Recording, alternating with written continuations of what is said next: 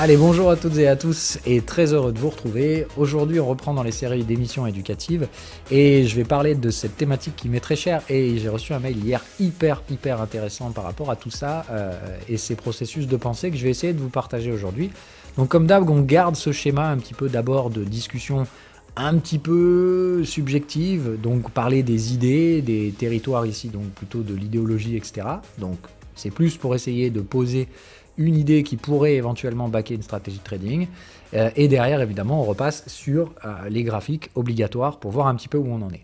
Bon, aujourd'hui, je voulais parler donc de ce truc-là parce que, donc, je vous l'ai dit, j'ai reçu un mail hyper intéressant hier d'une personne qui m'a fait réfléchir à quelque chose, tellement qu'il me semble qu'aujourd'hui, je voulais vous en partager une partie de mes conclusions, sans vous les imposer comme d'hab. Hein. Donc, on est d'abord dans le débat d'idées et après, on regarde la mise en place sur des graphiques, si mise en place il y a.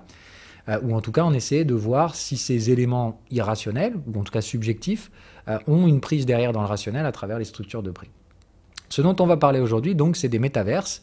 Et la question de la personne, bon, je la simplifie parce que c'était un gros mail, c'était grosso merdo de dire, bon, on file les NFT, etc., ça part un peu en couille, c'est vrai que c'est un peu n'importe quoi, mais en soi, je me pose la question de, est-ce que c'est pas vraiment l'arbre qui cache la forêt? C'est-à-dire, est-ce qu'en fait, les NFT ne sont pas qu'un masque d'une révolution probablement en cours, beaucoup plus importante, et notamment donc celle du métaverse. Autrement dit, est-ce que la crypto en général, mais plus particulièrement l'apport technologique des NFT, donc de la rareté numérique, entre guillemets, et de l'identité numérique d'un objet ou de quoi que ce soit d'autre, est-ce que ça, en soi, c'est pas justement l'arbre qui cache la forêt du métaverse, c'est-à-dire la transition numérique des êtres humains dans ces mondes purement virtuels, dans lesquels, de toute façon, il n'y aura pas de constitution sociale tant qu'il n'y aura pas de sentiment d'identité.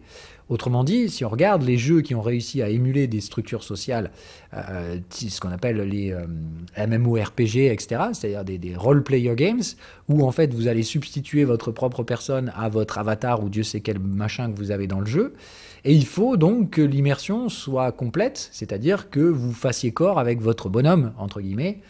Donc il y a plusieurs façons de faire, il y a effectivement via les graphismes, etc., mais surtout cette mise en place qui a très bien marché ces 10 dernières années, de tout ce délire justement de cosplay, enfin de costumes, de trucs d'apparence, etc. C'est-à-dire de trucs qui n'ont aucun intérêt dans le jeu, si ce n'est un intérêt visuel, autrement dit, de créer votre propre identité. Vous n'êtes pas comme le voisin parce que vous avez telle ou telle connerie sur votre avatar.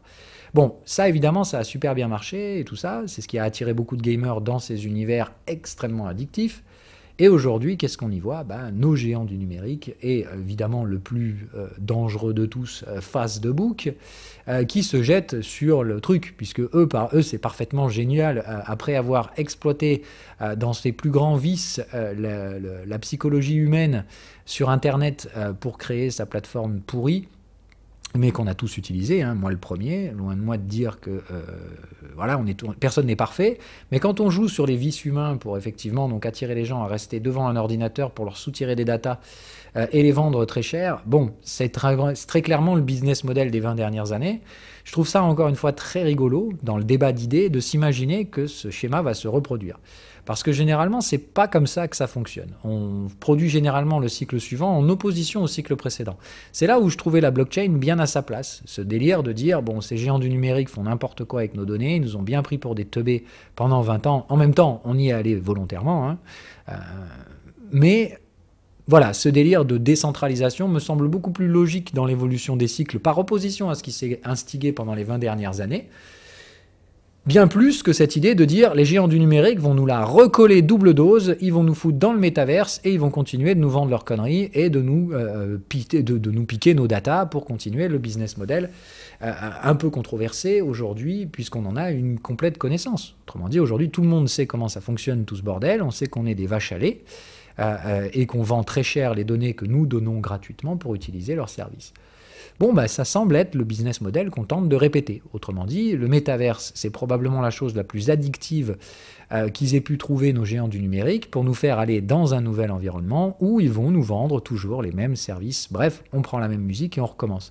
Et dans ce cas-là, le bon vieux délire des NFT, Et notre révolution crypto, on va se la prendre bien violent dans la gueule, en mode série dystopique, du type on va tous finir avec des casques de réalité virtuelle parce que ce sera plus cool. Voilà. Et puis effectivement, à défaut de pouvoir sortir de chez nous avec le Covid-19, on pourra s'acheter des NFT. Donc bon, moi je trouve ces visions toujours très dangereuses, très dystopiques, mais si on est dans le débat d'idées, allons-y, pourquoi pas. Dans ce cas-là, le métavers, si c'est ça la révolution, et qu'au final, les cryptos, c'était qu'un précurseur et que ça n'a servi au final qu'à créer des identités numériques associables à des objets ou à quoi que ce soit, le NFT, si au final toute la révolution crypto, c'est-à-dire Bitcoin, puis les smart contracts, tout ça, ça n'avait servi qu'à créer des NFT qui étaient là pour créer de la valeur numérique, et dans ce cas-là, tout ça n'aura servi qu'à préparer la révolution du métaverse, qui est là, on est d'accord, moi rien qu'en disant ça, je trouve ça débile, mais bon, c'est le postulat qu'on va essayer de prendre ici, c'est le débat d'idées dans lequel on va être donc soit d'accord, pas d'accord. Je vous dis, le but ici n'est pas de vous imposer ma vision, juste de faire un état de fait. L'état de fait aujourd'hui, c'est vraiment ça, c'est de dire, est-ce que la révolution au final, c'est pas le métaverse? Alors si c'est le cas, moi le premier truc que je fais, c'est que je sors mon schéma de la révolution. C'est celui que je suis, comme d'hab. Ici, on commence à partir dans la rationalisation de l'idée. Donc comme j'ai dit, on quitte le débat sans fond, parce qu'on pourra en parler pendant des heures de métaverse, pas métaverse, est-ce que c'est bon, pas bon pour l'être humain, etc. Partons du principe, donc, de cette hypothèse qui avait été émise. En gros, les cryptos, c'est pas du tout ça la révolution. La révolution, ce sera le métaverse. Les cryptos n'auront été qu'une des étapes pour construire une révolution de plus en plus grosse. Bon, alors dans ce prisme de lecture, où est-ce qu'on en est dans cette révolution du métaverse? Moi, je suis donc toujours ce même schéma. Autrement dit, il y a toujours deux mondes qui se confrontent. Donc cet ancien monde, le monde dans lequel on est aujourd'hui, donc un monde physique avec des gens qui travaillent, des interactions sociales, bref, etc. Et les disrupteurs qui cherchent à prendre leur part du gâteau en bousculant l'ordre établi. Autrement dit, qu'est-ce qu'ils font? Ils vont vous imposer leur technologie de réalité virtuelle, ça va devenir un peu n'importe quoi, et autrement dit, le métaverse, ce sera tellement super giga trop cool que, au final, pourquoi rester dans la vie réelle, Donc le basculement, comme je dis souvent, les disrupteurs. Les disrupteurs, c'est de dire, l'économie numérique, il y a beaucoup plus d'argent à faire.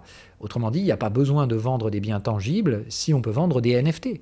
Puisque, en soi, un bien tangible, il faut fabriquer. Enfin, imaginez-vous, il y a quand même de la manufacture pour fabriquer toutes les conneries que les gens s'achètent dans la vie réelle. Et je ne parle même pas de la pollution que ça constitue, mais là, dans ce cas-là, le NFT, c'est le business model le plus parfait qui existe. On crée un produit numérique et on le vend sans rien vendre de physique. C'est quand même fantastique. Donc, moi, à mon avis, si j'ai mes étapes ici, on va revenir à l'arrière. Donc, est-ce que c'était évident la révolution des mondes numériques, des métaverses? Bon, clairement non, puisqu'on n'y est pas. Jusqu'à ce que je me trompe, on n'a pas tous des casques de réalité virtuelle sur la gueule en ce moment, et on n'est pas du tout en train de vivre dans un monde numérique. Donc, dans un monde entièrement numérisé qui se substitue au monde physique, on est bien d'accord. Donc on en est très loin, ok, donc on n'est clairement pas là. Est-ce que je vois une phase adaptation des illusions, c'est-à-dire le monde institutionnel, l'ancien monde, autrement dit les vieux cons, puisque c'est un peu ça en général qu'on prendrait comme truc. Est-ce qu'ils se sont adaptés? Bon, moi, non, je vois pas du tout ça. Donc pour l'instant, il n'y a pas du tout cette phase-là. Est-ce que ceux qui ont instigé cette révolution sont en train de douter ou se sentent nerveux alors que l'ancien monde commence à se résigner et à capituler? Bon, pas du tout non plus. Est-ce que on a vu une prise de contrôle totale des disrupteurs et au contraire une réponse type fuite, lutte ou déni en face? Donc toujours pareil, partisans de l'ancien monde, c'est-à-dire est-ce que là les vieux de la vieille sont en train de dire mais non, c'est pas possible, c'est pas en train de se produire, etc. Ces gens-là vont se griller les neurones, etc. Non, bon, vous voyez, on n'en est pas là du tout. On n'est même pas ici non plus. Donc là, on est probablement soit au mieux dans les phases préparatives. Il faut bien vous dire qu'une révolution, elle s'est produite quand on a passé toutes ces étapes. C'est-à-dire que plus on avance dans le cycle, plus évidemment la probabilité que la révolution se produise dans le monde réel et que ça devienne évident, fait qu'il faut passer par ces étapes quand même. Donc bah déjà là, on en a effacé pas mal des étapes et on est sur les étapes préparatives. Donc déjà, probabilité de voir cette révolution se mettre en place. Désolé les cocos, mais pour l'instant, ça tient surtout du fantasme. Donc après, est-ce qu'on a atteint la phase où c'est dangereux, c'est-à-dire les gens de l'ancien monde disent c'est concrètement dangereux de faire de la réalité virtuelle, voilà les problèmes que ça... Voilà ce que je veux dire. Pour l'instant, moi, je vois pas d'études qui disent attention, la construction neuronale, interdit de faire de la réalité virtuelle si vous n'avez pas 15 ans ou des trucs comme ça. Bon, ça commence tout doucement, mais on en est encore très très loin. Là, pour l'instant, je pense que la seule chose qu'on a, c'est même pas l'étape 1.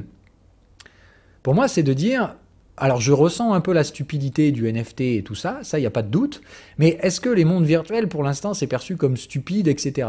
Je pense qu'on peut aller encore bien plus loin sur ce truc-là. Alors, dans l'univers crypto, qui est évidemment en pleine explosion et dans sa propre cycle d'adoption également, il y a aussi une phase de bulle en ce moment, donc dans ces métaverses crypto. C'est là où je pense qu'on se rapproche de la stupidité. Là, quand on parle par exemple des sandbox, des Decentraland, etc. Tous ces trucs qui sont valorisés to the moon, et on va le regarder tout à l'heure sur les niveaux de valorisation. Bon, je pense qu'on se rapproche de l'étape de la stupidité, mais on se rapproche de la stupidité pour l'instant dans un univers crypto qui est quand même réputé pour sa connerie de base. Donc, moi je me dis, si on prend donc ce prisme de lecture qui était notre hypothèse de départ, si au final tout ce délire de crypto, c'était juste pour apporter de la valeur et de l'identité numérique, dans ce cas-là, si la révolution, c'est le métaverse, bah pour moi, le métaverse, ils sont pas encore allés trop loin, quoi. Ils commencent juste à peine à sortir la thune, quoi, en fait. Donc moi, j'ai l'impression qu'aujourd'hui, ce qu'on a, c'est qu'on n'est même pas en phase de bêta sur le métaverse. C'est de dire ce qu'on connaît aujourd'hui, c'est probablement les phases de venture capital. C'est-à-dire, c'est là où on va investir des sommes d'argent colossales pour essayer demain de produire éventuellement une croissance. Donc, bah, déjà là, j'ai les premiers éléments de réponse. Est-ce que, par rapport à cette hypothèse qu'on a mise au départ, la vraie révolution, c'est les métaverses? Eh ben, je suis pas d'accord. Moi, je pense qu'il y a beaucoup de risques à considérer que le métaverse, c'est l'avenir, parce que par rapport aux étapes de la révolution, on n'a même pas passé la première. Donc, autrement dit, aujourd'hui, c'est bien beau de sortir des milliards et des milliards pour essayer de nous imposer ce truc. Bah, il va falloir aller loin. Il va falloir aller beaucoup, beaucoup plus loin que ça, parce que pour l'instant, moi, je trouve ça ni dangereux, ni stupide. Donc, tout ce que je me dis, c'est qu'à ce stade-là, la stupidité commence à arriver, mais bon, ça arrive surtout dans les cryptos, et Dieu sait que, bon, à ce niveau-là, la stupidité a peu de limites. Mais dans le monde réel, je ne vois pas encore cette stupidité autour du métaverse. Donc, il va falloir pousser cette stupidité peut-être un peu plus loin, mais surtout, tant que je ne vois pas l'ancien monde parler de la dangerosité d'eux, c'est là où, pour ma part, je pense qu'il y a un risque, tout simplement, à faire un flop sur ce truc-là. Il faut se dire un truc, le nombre de révolutions qui se sont littéralement chiées, parce qu'on est arrivé à... Mais c'est vraiment stupide ce truc, ça sert à rien. Enfin, je sais pas, je pourrais vous en sortir plein. Je crois qu'il y a même un musée qui est je sais plus dans quel pays, le musée des révolutions foirées, où vous avez tous les trucs qui ont été vendus comme étant des révolutions, et puis qui se sont littéralement foirés complets. Donc, moi je pense qu'aujourd'hui, ce à quoi il faut faire attention, c'est surtout de se dire que la plupart des raisonnements consistent à dire, justement... de toute façon, les géants du numérique sont trop gros. Voilà, les Facebook, les Apple, les machins, on peut plus rien faire. C'est eux qui dictent la tendance, etc. Et comme eux, ils sont en train de se diriger vers le métaverse, à défaut d'avoir autre chose, moi c'est le sentiment que j'en ai, qu'après la révolution numérique à laquelle ils ont participé, à la fois donc par la première phase de venture capital, la bulle des dot-com, et puis derrière toute la phase de croissance organique, les gens qui réellement s'équipent et se connectent à un réseau un réseau centralisé d'Internet. Et voilà. Bon, donc moi, quand je mets de face ces deux arguments, comme on l'a vu tout à l'heure, déjà sur le plan idéologique, quand on commence à essayer de rationaliser ces idées, ça colle pas.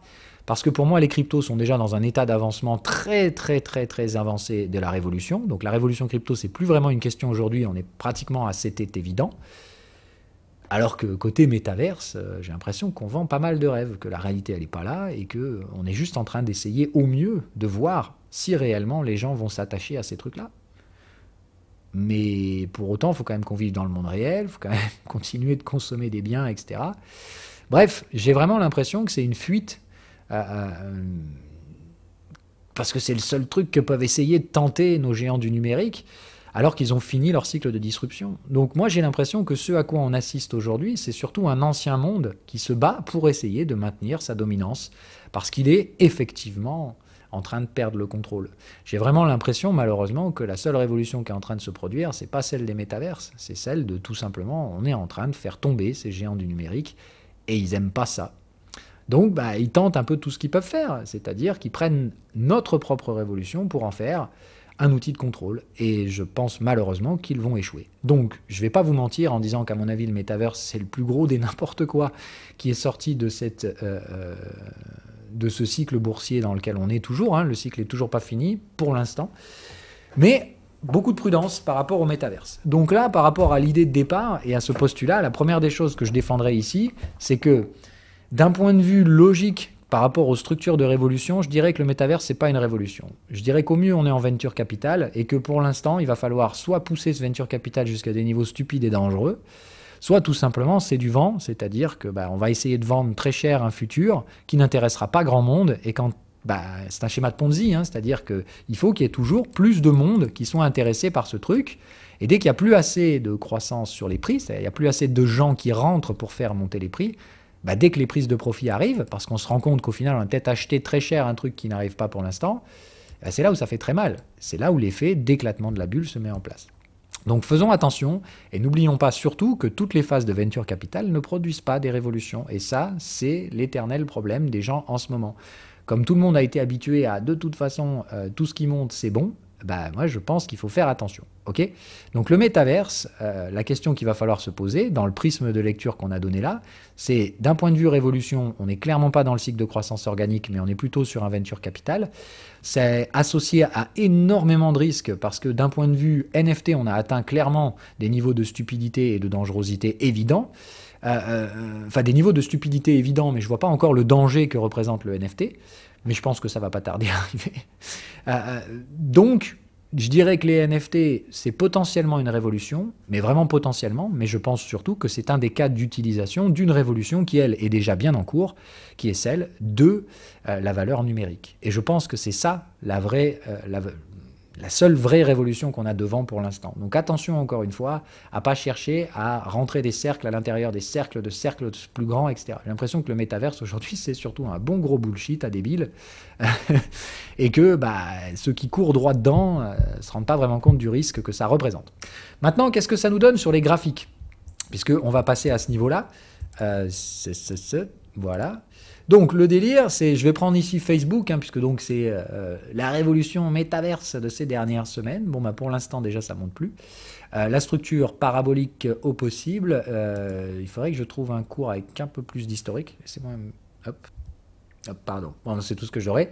Donc d'un point de vue prix, c'est vrai qu'on manque clairement d'historique. La seule truc que je dirais, c'est que le time frame le plus large qu'on pourrait avoir serait le time frame hebdomadaire, et il n'a aucun cadrage puisque donc on ne sort pas de range, on installe directement de la tendance haussière. Bon, c'est dû à la période des ICO, on avait déjà une entreprise qui a réalisé une bonne partie de son chiffre d'affaires bien avant l'introduction et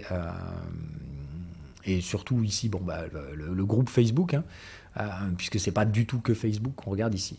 Mais bref, le délire, c'est donc bien de comprendre que la seule fois où il y a eu un tout petit peu de pricing, c'est autour des années Trump, où Facebook était un peu dans la tourmente, etc. Bref, depuis, en mensuel, on voit bien qu'il n'y a pas grand-chose, si ce n'est des alertes de volatilité. Donc c'est la première des choses qu'on va noter.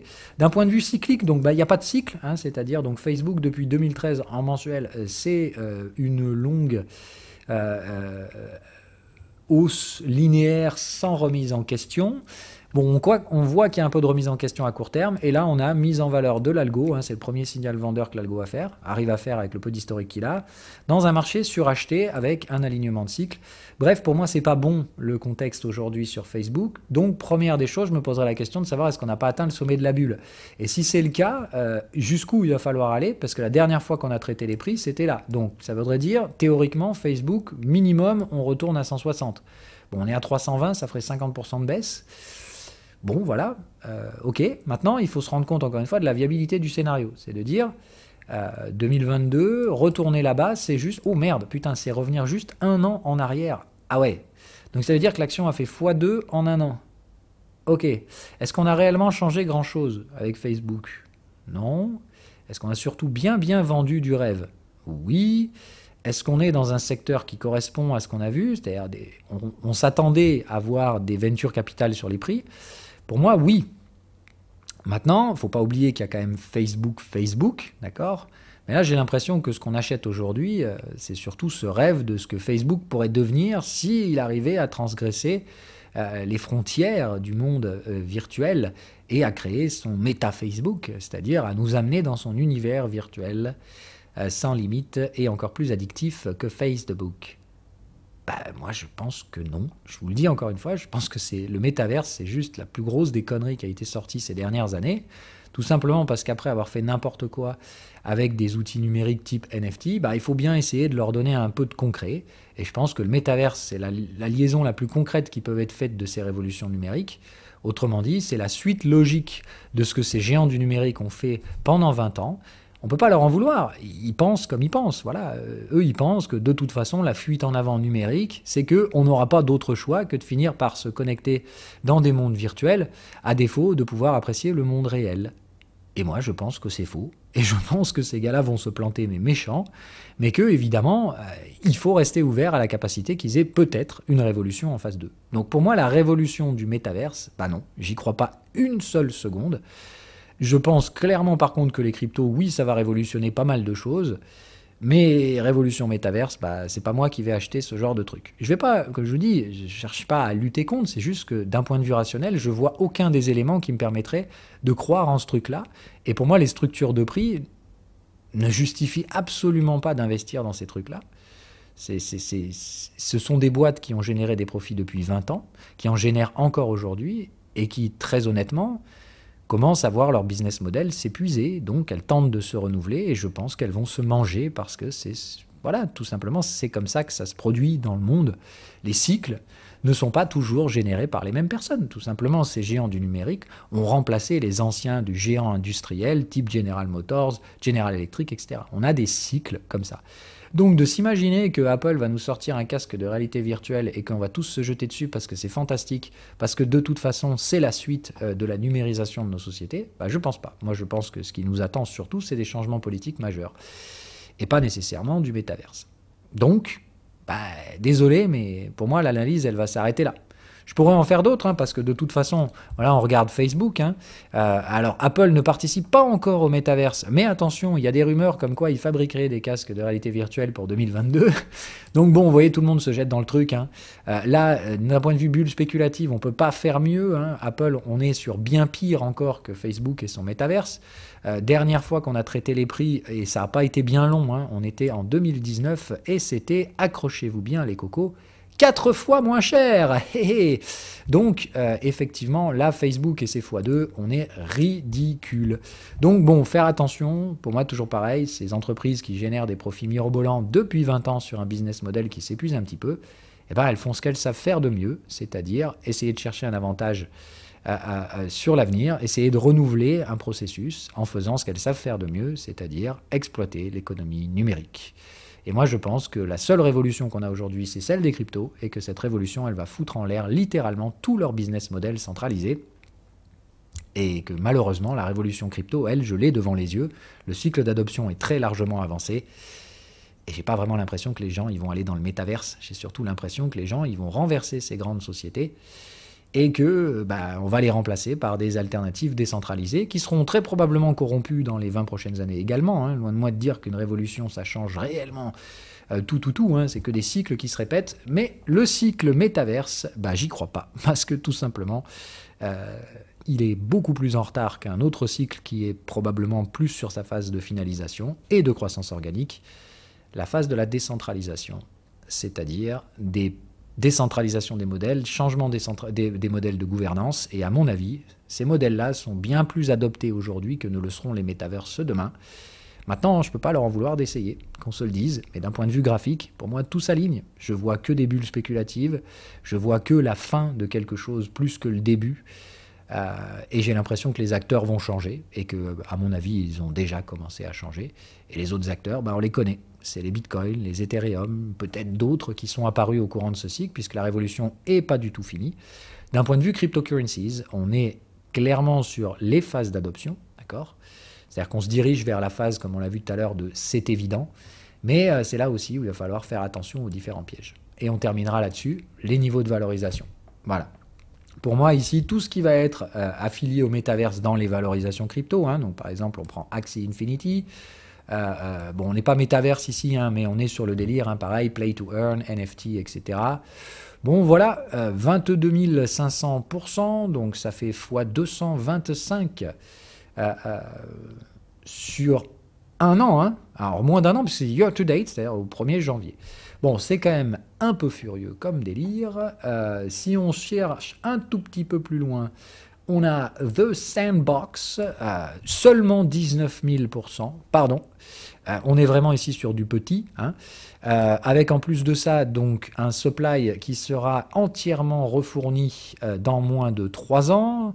Donc, c'est quand même costaud. Voilà. Même chose, hein, pour Axie Infinity. Dans 2 ans, tout le supply sera remis en place. Autrement dit, il y a une inflation de fils de pute derrière. Donc, ben, achetez les jetons aujourd'hui et holdez-les. Je vous souhaite bien du courage dans le bear market. Qu'est-ce qu'il y en a d'autre là-dedans? Parce qu'il y en a d'autres. C'est où Mana? Decentraland, là. Voilà, hop là, Mana. Ah, celui-là, allez, vous pouvez l'acheter. Il n'est qu'à 57 fois depuis le début de l'année. Et on n'a même pas les chiffres sur son inflation. C'est quand même assez génial.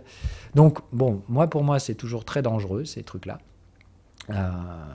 J'ai plutôt envie de dire que là, c'est vraiment de se positionner sur une zone qui est pour l'instant aujourd'hui dans un schéma de Ponzi, parce que là, je ne parle même pas de phase de venture capital. Pour moi, ce qu'on a aujourd'hui dans ces délires de Decentraland, de Sandbox, etc., c'est vraiment de la pure bulle spéculative, du pur Ponzi. Voilà, c'est des gens qui rentrent et qui exploitent des trucs, on ne sait pas combien ça vaut, mais on sait combien ça pourrait éventuellement valoir si on avait une révolution dont les cycles ne sont même pas visibles, enfin les cycles préliminaires ne sont même toujours pas visibles. Alors oui, on cherche la connerie. Ça, je ne vais pas vous mentir, les niveaux de bêtises, là, clairement, sont évidents, mais c'est de la bêtise de pricing. Voilà. Je ne vois pas encore où représente le danger de ces trucs-là. Moi, tout ce que je vois, c'est que c'est des risques de perte. Donc, les seuls dangers que je vois, c'est que les gars qui s'amusent à jouer avec ça, ils vont se prendre une douille atomique s'ils maintiennent ces jetons-là dans les portefeuilles. Donc, si vous voulez jouer à court terme dans les Ponzi, retenez comment fonctionne un schéma de Ponzi.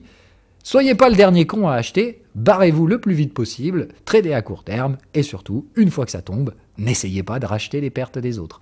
Ok, donc c'est vraiment la base du truc. Ça vaut probablement rien ces trucs-là, elles perdront probablement 90% de leur valorisation d'ici le prochain bear market. Et puis en attendant, on ne sait pas quand ça va se terminer. Hein, elles ne sont pas liées au cycle boursier des cryptos derrière. Hein, ça n'a rien à voir. Un Ponzi, ce n'est ni plus ni moins qu'un schéma à la Madoff. Tant que les gens rentrent, les prix montent, parce que tout le monde s'imagine les gains fantasmagoriques qu'on peut faire, etc. Après, il y a tous les cons dans le bear market qui vont buy and hold, qui vont se faire démontasse comme Bitcoin en 2018. Donc, on va faire un peu attention. La principale message que je vous envoie ici, le métaverse, c'est très probablement le plus gros flop qu'on va avoir dans les 10 prochaines années. Mais par contre, est-ce que là, aujourd'hui, on vous le fait payer très cher? Ah, ça, c'est clair que oui. Aujourd'hui, on est clairement dans la bulle spéculative de ce métaverse. Je pense que c'est dangereux et que c'est plutôt, à mon avis, signe de la fin d'une ère, plus que le début d'une révolution. En attendant, avant moi, personnellement, de me projeter dans l'utilisation concrète d'un métaverse, je pense clairement qu'il va falloir attendre de voir un cycle d'avancement bien plus développé que ça. Je veux voir le métaverse concrètement être vu comme quelque chose de dangereux. Pour l'instant, aujourd'hui, le seul danger que j'y vois, ce sont des pertes spéculatives pour ceux qui feront joujou trop longtemps dedans. Voilà tout ce que j'avais à vous dire sur le métaverse. Évidemment, comme je le redirai à chaque fois maintenant à la fin de ces émissions, il y a eu 2 choses qui ont été mises ici et il faut bien les découpler. Il y a une partie graphique qui est indéniable. Vous ne pouvez pas remettre en cause les métriques que je vous ai mis en face des yeux. Ils traduisent d'une seule chose, d'un effondrement spéculatif à venir sur ces trucs-là. On est clairement dans un Ponzi et si vous avez le malheur de me dire que j'ai tort, eh bien, peut-être que j'aurai tort, mais j'ai quand même bien plus de chances d'avoir raison que vous. Et deuxièmement, le débat d'idées, là où on a totalement le droit d'être pas d'accord. Donc, merci de ne pas me tanner avec ces histoires de « tu dis n'importe quoi, ceci, c'est cela ». Non, non, j'ai fait un débat d'idées, c'est-à-dire je vous ai exposé mon point de vue, je ne vous l'impose pas. C'était simplement un prisme de lecture à valider derrière dans les graphiques. Pour moi, les graphiques ne pointent que dans cette direction. Donc j'ai plutôt tendance à dire que j'ai une corrélation entre l'idée et le rendu graphique que j'en ai en face. Autrement dit, j'ai plutôt l'impression que j'ai le bon cheval. Maintenant, je peux me tromper. Donc, n'oubliez pas de pas théoriser tout ça, d'accord? Ce qui est intéressant dans cette émission, c'est comment je rejoins le débat d'idées avec une vision graphique et comment les deux corroborent. Parce que si ça s'ajuste pas, bah, clairement, c'est que probablement vous avez des idées de merde. Pour moi, aujourd'hui, si vous êtes en train d'acheter les métaverses pensant qu'il faut holder ça pendant 2 ans, juste regardez des graphiques, vous verrez que ça colle pas. Voilà, bye bye!